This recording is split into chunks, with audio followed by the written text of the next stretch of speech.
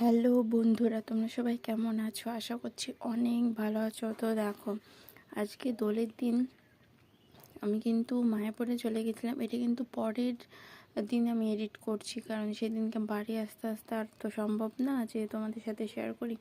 তো এটা কিন্তু পরের দিন আমি এডিট করছি। তো দেখো, মায়াপুরে ঢুকেই কিন্তু আমি আগে, যেহেতু বাবা কাজের সূত্রে এখানেই থাকেন, তার জন্য বাবার সাথে আগে দেখা করে তারপরে, আর যেহেতু এত রোদ, তার উপরে ছাতা তো নিয়েই যায়নি, তার জন্য বাবা একটা ছাতা দিল, সেই ছাতায় করে আসলাম এতটা।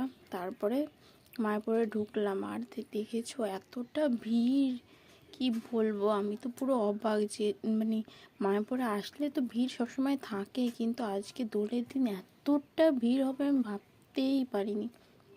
এটা তো কিছুই না, পরে আরও যে ভিডিওগুলো আমি দেবো সেগুলো তোমরা দেখো। শুধু জানো তো, আমি মায়াপুরে যতবার গেছি, আমি কোনো দিন আমার ভাগ্যে জোটেনি যে মায়াপুরে যে ভোগের প্রসাদটা সেটা আমার ভাগ্যে এখনও জোটেনি।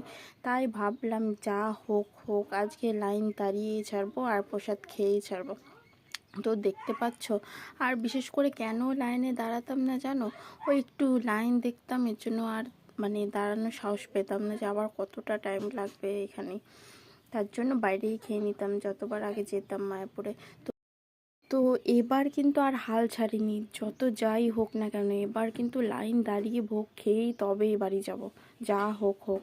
এইখানে কিন্তু খেতে গেলে তোমাকে একটা টোকন কাটতে হবে, তবেই কিন্তু এখানকার ভোগ প্রসাদ তুমি খেতে পারবে। আর আমার গলার ভয়েসটা কিন্তু একটু খারাপ, তোমরা কিন্তু কিছু মনে করো না, কারণ একটু ঠান্ডা লেগে গেছে।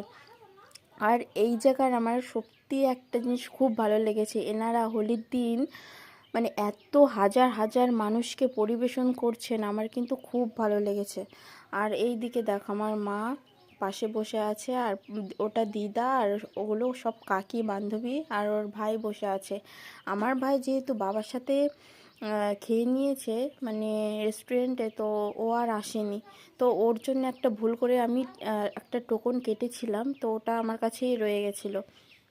পরে একটা কাকিমা আমার কাছ থেকে চেয়ে বলে যে তোমার কাছে হবে একটা টোকন, তো আমি তাকে দিয়ে দিয়েছিলাম ওটা। আর এইদিকে আমরা সবাই খেতে বসে পড়েছি। আর এখানকার প্রথমে দিয়েছিল, তোমরা দেখতে পাচ্ছ, খিচুড়ি। আমার খুব ভালো লেগেছে এখানকার খাওয়া দাওয়া, বলতে আমার কিছু বলার নেই, খুবই ভালো খেতে।